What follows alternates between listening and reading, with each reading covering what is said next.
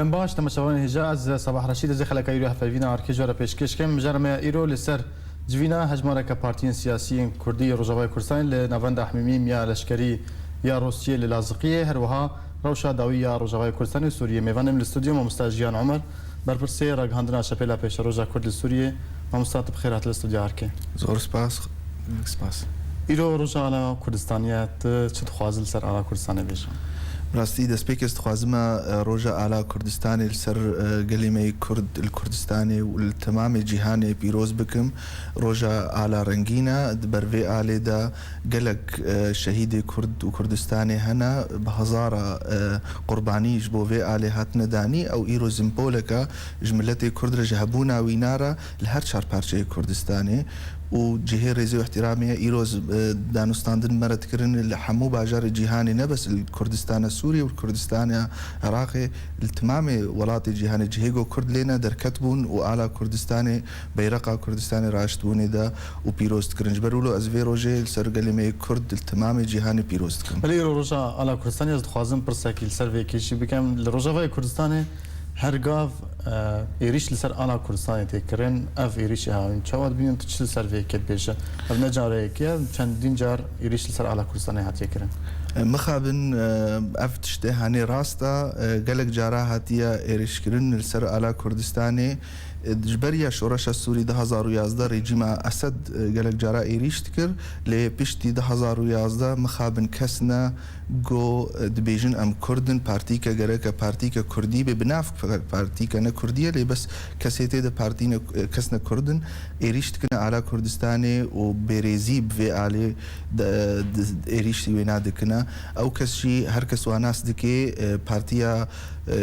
پیدیا پارتیا باسكي باكاكيت سوريا ديا اوانا تمثيلا و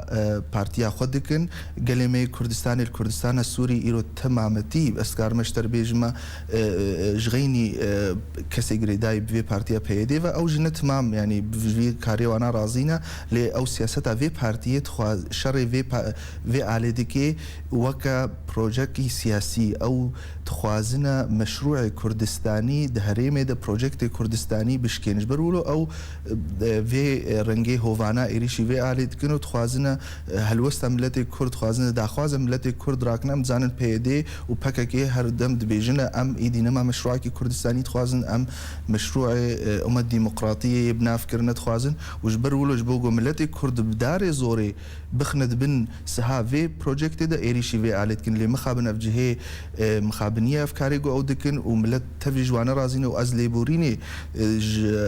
قلمي كردستان عراقي جيت خوازمه جو ايرو كسن هنا كردي سوريا ايريشي في علت كنا الخاكا كردستان السوريا اليوم مستمرين سر مجارة خوا جوينا هجمارة كبارتيين كردي روجاوي كردستاني لنافندا حميميم يا لشكري يا روسيا للسوريا هن وكو بارتي جي هنا شو بارتيا شابيلا بيشاروجا كرد لسوريا وكو شابيل هر وها وكو انجمنا نشمانيا كرد لسوريا جي وهموا بيك وب داخلين يقدر خص وكو ام ناشن حميميم اف نتشونا واش برتشبو تشد خوازل سرفيكي براستي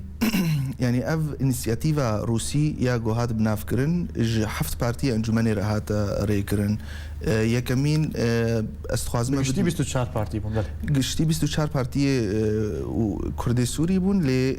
انجمن اجتماعيه كردي سوريا حفت بارتي جوانا هاتبونا دعوت كرن استخوازمه بن مخيا كرن دسبيك زلال بكم جو انجمن اجتماعيه كردي جبريان ها بروسار رونشتي الموسكوجي والفيدريجي هوليري بقنصلوسي روسيا رونشتي وما جوانا رغوتيا ام روسيا دبينينا هيزكا سوريا د جهوینا هيا پاراستنا برجوندی خود که ام دجمناتی به دولت روسی را ناکن لی ام جي نرين ما سياسي هنا داخوازه كما هي برسكريكا كما سوريا ده هي او برسكريكا ما بقلي ما سوري عرب راد سوريا دتي چاره سركرن وجغينا ولو مجواره گوتيه جي بارتيه كاي نافينا بارتيه بيدي او قلكي ايريشو استنگيا جمره وكا انا كسي دكي دهندروي كردستان سوريا دا وقت گوهن كاربنا و كرياري بيدي بسكنين حدا كجردين ام آمدنا جو ام في انسياتيفا وقبول بكن ليه مخابن في انسياتيفا روسي دتيخ ياكرن جو او نا بآلينا جبر جو بهترین پارتیش 24 تا گوت 24 پارتی هاتنا دعوت کردن بهترینی وانا کسی پیدایش خویا کمین هاتیه و کسی ایگو دووکی پیدینه ام دبیجن جوانا رجبر جو پارتی نقلك چه بونه بناون لی او تخوازنه بس دنگا بستینن و تخوازنه جو پروژکت انا کسی نتوید ناف في انيشيتيف ده بيدنگ بكن تونه بكن جبر ولو ما قلت دناما خويا مج روسيا رشيان ده بنابي انا كسي وكا هاتش ياندن تيدا تيغوتن ام وكا في مبادره هاني اف انيشيتيف هاني ام بيجن جهه بيروزبوني جو راستقين تيدا هبيجو او براستي بخازن برسكريكا كردي دهندروي كردستان السوري ده برنجكي اشتيانا برنجكي سياسيك بآلي بخازن چارسر بكن ام آمدنا لي هر ندناف ريجيما اسد ده دبن هيزا بيدي ده دبن وا بارتي ايجو دوفكي بيدينا ورنا انجمنا اجتماعية كردي كسي وينات زنداني بيدي دنا ايرو جلك سركردين انا كسي سركردين بارتي وينات تيدنا امي ورن سرفيكي بس از دخوازن يعني كان بو انا رونن از نخوازم تشتكديب برسم هين وكو بارتيا شابيلا بيشاروجا كرد السوري وكو شابيلا بيشاروجا كرد السوري وجي داخليان يقدر خست جبلي داخليان انا كسي وجبرت شاف داخليان هاجبو تشبو ويعني هين نباور بون بداخليان انا كسي يعني تشتكدي هبو نا مجارنا انا كسي تداخلاني در نخستنا انا كسي نعمك نعمة بله نعمك شاندج روسيا تسليم القنصلوسي روسي جيكر الهوليري وشاندج وزارة الدرفية روسيرا اما ما خست ملت اما قالك تبرسيك هاتشيا قالك هاتبون شاش فيهم كرن جبر نعمة در نكتبو انا كسي حتى رجا ايرو او نعمة هاني بلكي قهابي ووكا توري ميدياين برينا قهابي لي ملت تمامتين زاني ما خوست قالك برس هات نجمه كرن وك ام بارتي خود بين نزيكي دنگي جادا كردي ما خوست ام زلال بكن بيچماني ام ناتشنا في انيشيتيف يا الحميمي تشد بي و سبب ويناتشنا جو اما ما رفض كريا فهاني جبروا له مداخاني در خست داخاني ما تناقض وينا بيانما انا كسياق وشاندج موسكورا نبو تاني متى نرينا خود دعوي متى جوتيا ام دبينن بشتيفا كرياري جول حلبي بوينجي تب افشاشتيه اي في انيشيتيف جو بيدي خستي هيزا كمصدر وانا كسي بتشو كريا وانا كسي نحمو بارتي وينا هاتنا دعوت كرن افتفشاشتينا جاينا ولو ما جوتا بشتي بشار الاسد ريجيما اسد التشتل كرياري الحلبي كر امينا نابين كسكت خوازي برسكريكا قالك دهندروي السوري ده برنجكي اشتيانا حلبك اف انسانك ديكتاتورا اف خوازي كشتني بكي خوازي ملتي كرد بك شريكي خوا وام نأمدنا من شريكي اسد بريا روسيا الحميميم دفي كرياريغو اسد دكيت سوريا دا بل مستعف بارتيين كو تشوين حميميم حتى نها تشتك جواننا هات يا خويا كرن كات شكرنا هين تشتكي سروازانه تشوين هوا هين شواد بيني يعني امز بيجما ارمان جوي رونشتنا الحميميم تشيبوي بهتر او بو جو ملتي كرد تمامتي كردستان السوريا ده بخند بن هيزا بشار الاسد حتى انها بيدينا واف بارتي ايجو تشونا حاضر بون او جبري ريجيما اسد ركاردكن القام شلو كاردكن ارمانج او بو جو انا كسي بكشن نبفي اليفا او ملتي ايب انا كسي فالي جري ما اي كردستان السوري ده بكشن نخوا جبر ولو ما باورناك موانا تشتك بسر خست بيت تشتكي نونينا يعني افا چندرو اف چند سالا بيدي بريجيما اسدرا روسيا رجي كاردكي دهريمي دا روسيا نجاري كمينه بيجي جو ام اريكاريه ددنا بيدي لك بس شبرس كريكا كرديت سوري دا بيشكتي از نابين تبيشكتن كتيت دا ام بونا دستكك دريا بيديرا جبوفا بيلاني روسيا دوردتكي وام نعمدنا ارمانجا روسيا وخواندنا انا كسي انجي بارتي انا كسي چبو انجي و وخواندنا بگشتي چبو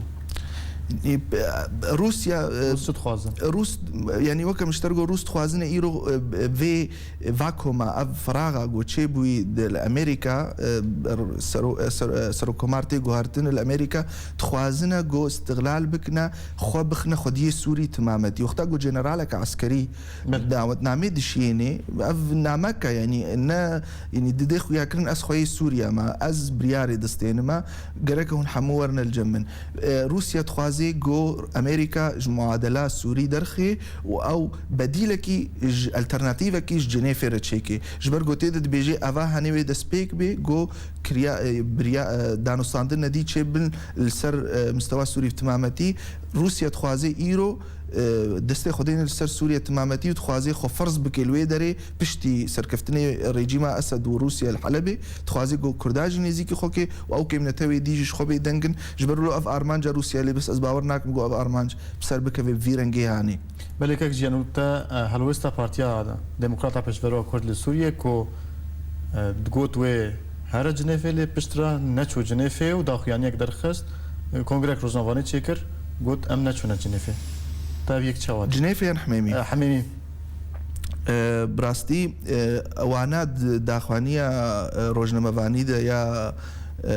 بيشفرو القامشلو داخست بو تيدا بريز احمد سليمان اخوي بو كاس نديجي بارتيا بيشفرو دان خويا كرنجو او وكا جو يك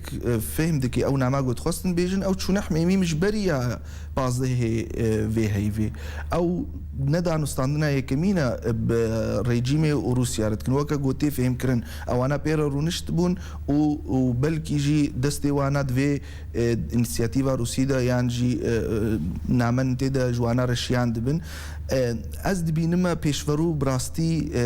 نماد زانه وکا پارتی بیچت خوازی جالی کیوا پیشورو جانا کسی درکتا و بریارا وینا حتی نهاز بیجما بریارا کشاش بو جبرگو ایرو ده محور هندروی کردستان سوریه دا یک نماد کاری خوشب ده آلی يعني اف خطا سيا براستي تشتكى نين العردي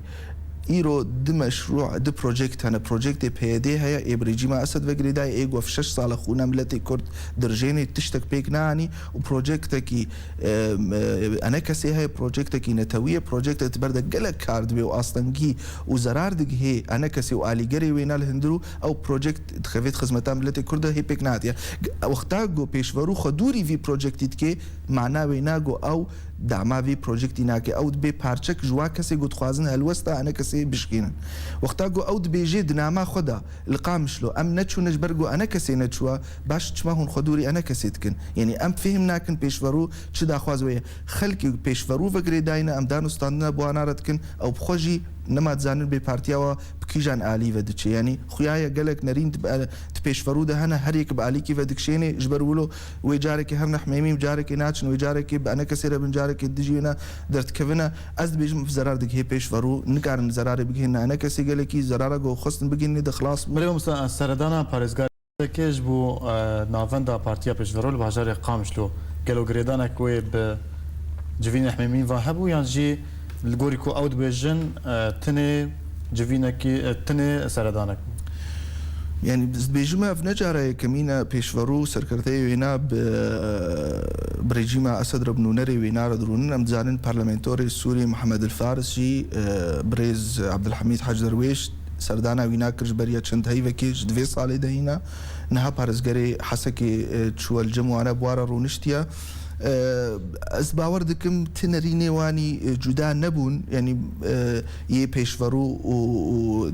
عالیه حمیمیم ده وانا بلکه بهتر دا خواست دکره گو انا کسی جبوانا را هری حاضر ببیلی انا کسی وقتا گو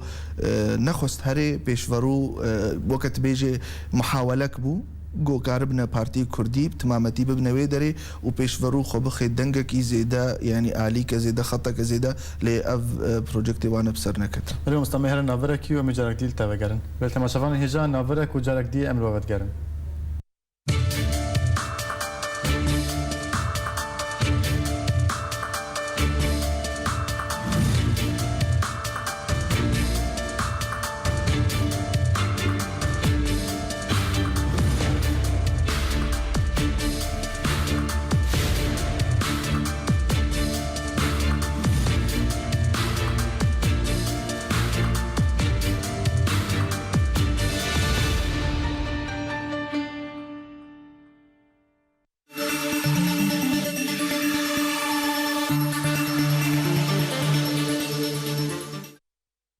تماشاوان هجا جارك دیدن باش جاردی میوان خواه مستاج جیان عمر و پرسی راگهاندنا شپیلا پیش روزا کرد لسوریه ما مستاج جاردی تبخیر هاته از دخوازم و جاری لسر اگرتین سیاسی انا کسی زندان پیادی دلتا نهاجیتا ئاماژە کرد gelek destpêşxerî hatine kirin ji bo serbestberdana yan jî ji bo aramkirina rewşa siyasî ya Rojavayê Kurdistanê ya dawiyê jî ya partiyên ku bi navê hevberdîn li xwe dikin û her wiha encumena عشیرین کردی لقامشلو کو دوی دست بشخریه چواد بینه دەست پێیەکی ئەستخوازم بێژم ئازادیش بۆ وا کەسێ ئیرۆ زندانی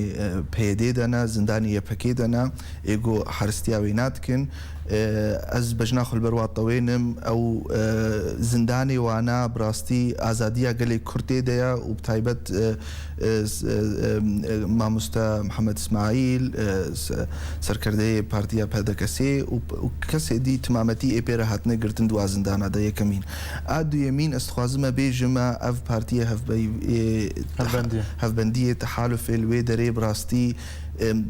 ئەز gelekî matmayî mame ji va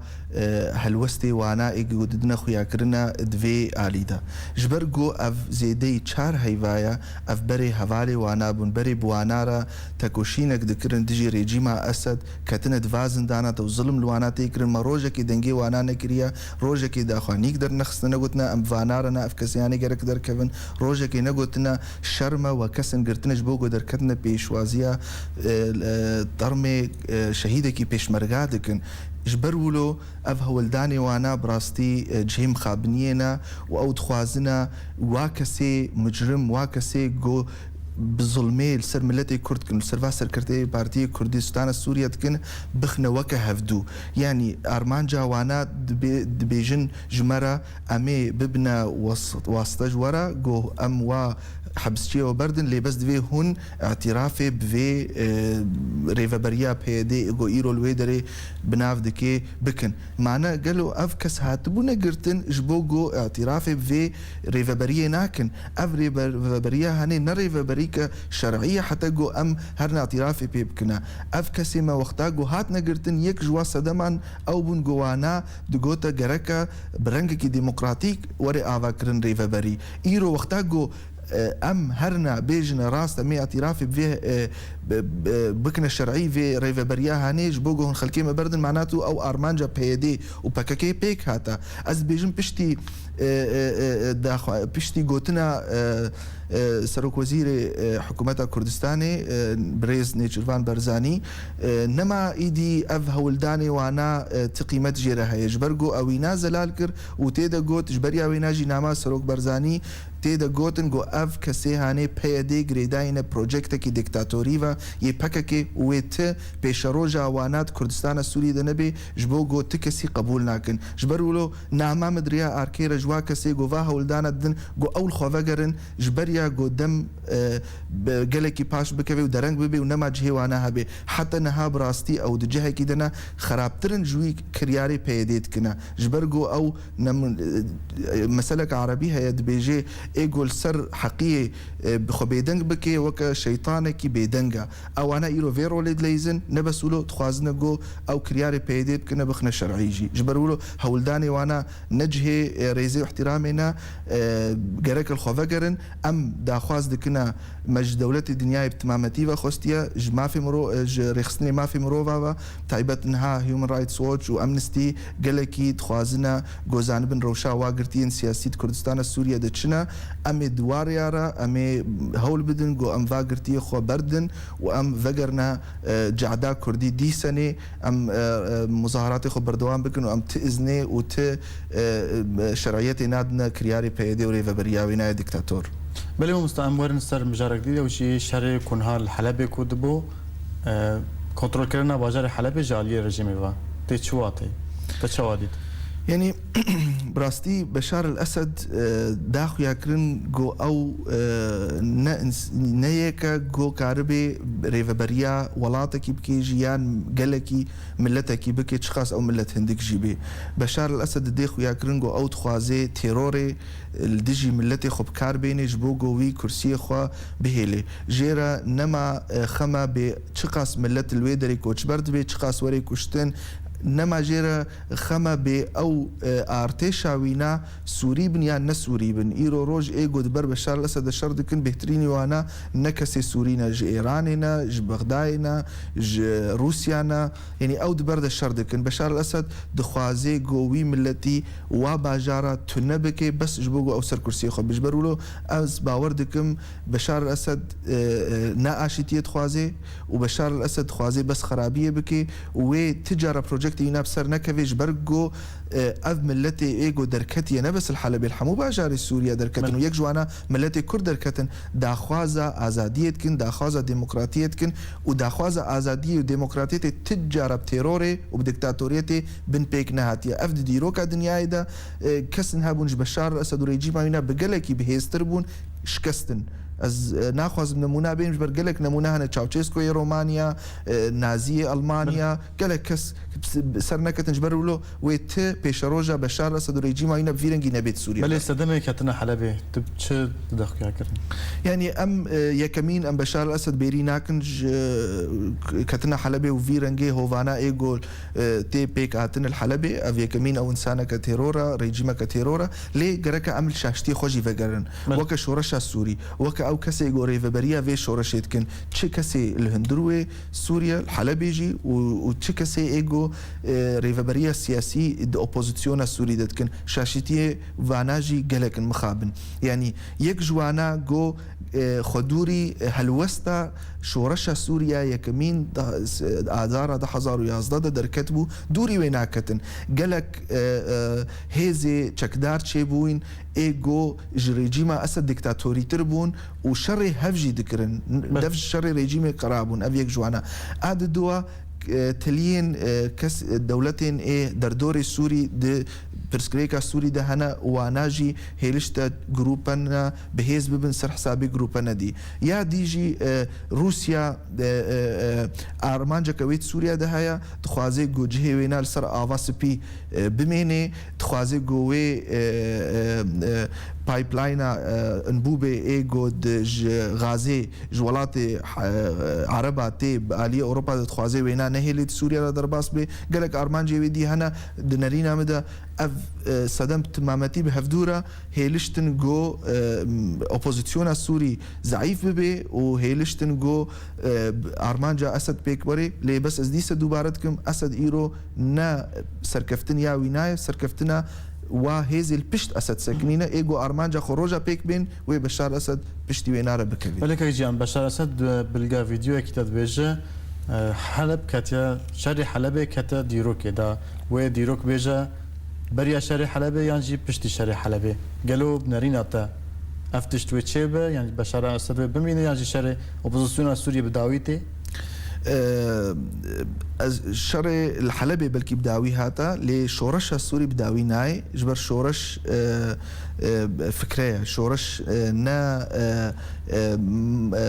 معركة كوتوينا بدي عرضي ليه بس المسألة ديروكتي ياقو بشار الأسد بحثي كري مخابن راستا وشري حلبي وكتبونا حلبي بكفي ديرو كده ليه بس ديروكا رش يا بشار الأسد ده وبكفي ديرو كده جو ديكتاتورك هي سوريا درباس بو هيزن جدرفي سوري اني جبو شر ملتي خبكي وورد ديرو كده نويساندن بيچلو زارو كي يكسالي هاتنا كشتن زارو كي دزكي جيا خدا هاتنا كشتن وورد ديرو كده جوتن جو بشار الاسد تشتك اني سري ملتي سوريا حلب ده تكسي جبريا وينا حتى تتارا نا اني وسري وانا الويدري وقف بك ديرو كده ديرو كرشيا بشار الاسد ده بلتش باندورا في شر حلب يعني كنترول كرنا حلب جاليه رژیم لسر دانستاندن کو جبو چارە سەرکردنا کریزا سوریە تێکردن باندور هەبێ ئەس دووبارەتکەمە وێ باندۆرا وێنا هەبێ دناو هێزên ئێل پشت ئەسەد سەکنن و هێزێ گۆل پشت ئۆپۆزیسیۆنە سووری سەکنن او چه قاسي سركفتن بهذه يجب جريداين العرض دبي ويقولوا كاربنا دانوستاندنا د مفاوضات هذا ايجو بيشروج تشيبن وكاربن بهتر دا خوازه بكن جبرجو امزان ايرو ريجيما اسد جي ومخابن اوبوزيسيون السوري جي نما برسكريكا قال السوري تكارن نرتيا ويناب كنا برنجي كي ازاد ملتي السوري العرضي هيا لي ايجو نرتيا وينات كن تشج عليه اوبوزيسيون تشج عليه ريجيميفا نما او كس نرتيا واخل كي قدر كتبو نجبو شورش السوري جبرولو برسكريكا السوري بود ناف دولتي دا وي اوي مقايده السر بله گلک سپاس ما مستاج جیان عمر بر پرسیار گاندنا شپلا پیشروزا کرد سوریه تیرو میوان استودیو ارکیو گلک سپاس برای تماشاوان هجام گشتن داویا خلک خوایرو حتی خلک دی بمین خیر و خوشیده هر شاد بن